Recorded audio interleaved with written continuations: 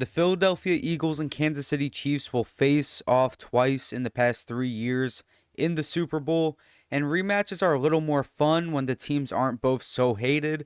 But one of the teams that's being marked as rigged, and the other is being said to be overrated and that they shouldn't be here. But I think the Super Bowl might be a bit better than some people think. Now, just taking a quick preview at the Eagles, they're the best rushing team in the league. Barkley won Offensive Player of the Year, and they often chewed the game down, but they still dominated some teams, and they still were pretty high flying on the offensive side. But they beat teams with winning records this year by 2 scores 4 times. And the Eagles definitely had some questionable games, though, hardly beating the Panthers and close against the Cowboys, Browns, and Saints. They also lost to the Falcons, but that was the start of the year when the Falcons still looked like a competent team. Now, the Chiefs, I mean, they've been a real grind them down team. The Eagles kind of have been too, but like I said, they show a little more high flying potential than the Chiefs do. But the defense is mostly what led the way for the Chiefs this season, and they finished top 10 in yards allowed. But with that being said, the Eagles were actually the only team to allow less than 5,000 yards this year in the league, and they were second in points allowed. The Chiefs' defense was also good, though, at not allowing points, being fourth, but in both categories, they are behind the Eagles. Now, the offense for the Chiefs, though, is pretty middle of the pack in points scored, but Mahomes can still be a game changer. Even without a good season stat-wise, we know Mahomes' talent is still there, and the offense's weapons are pretty lacking on the Chiefs, even just outside of Mahomes. The offense, though, don't really consider linemen weapons, but they are definitely still important. Now, head up comparing these teams, starting off in the trenches, I think the Eagles' offensive line will actually match up fairly well with the Chiefs' front.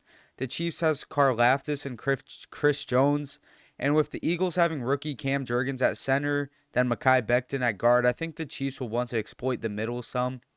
But on the other hand, the Eagles' defensive front should be able to match up better with the Chiefs' O-line than the Chiefs' defensive front does with the Eagles. And the Chiefs' O-line is good, but Josh Sweat, Jalen Carter, and Jordan Davis will be able to attack the inside and outside, and they're all complement each other pretty well. And I'd give the trenches point to the Eagles, though. How well can the Eagles linebackers match up against Kelsey and Pacheco? One of the Defensive Player of the Year frontrunners, though, Zach Bond, he was probably the best tackler in the league this season, and I don't think Pacheco will have much space to get past him. Obviously, Pacheco is a little more of a speed guy, but we know he runs hard. But I think Zach Bond will still be able to tackle him.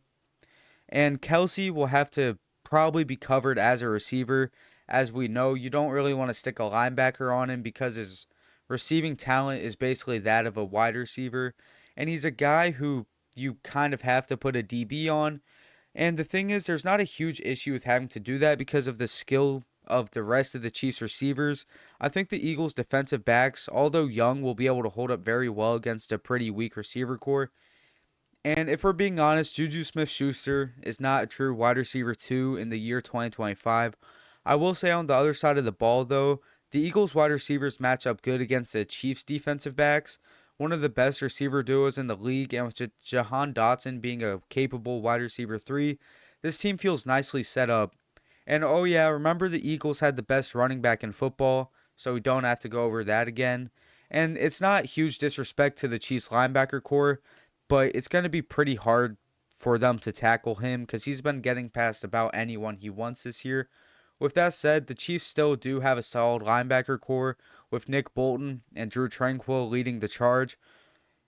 Saying all that, though, I believe the Eagles' overall talent does beat the Chiefs in about every matchup. But the last category is coaching. Starting off, a point I really want to show is how we saw Vic Fangio as a coach for the Broncos. He failed to beat the Chiefs, an assistant in the first Super Bowl matchup between these two teams. He also failed to help beat the Chiefs. But with all this experience against the Chiefs, Eagles fans can hope finally he might find out what they have to do to stop them. Andy Reid is clearly a better coach than Sirianni, though, and I like Sirianni more than most people do, but I'm smart enough to know Andy Reid's still the better coach.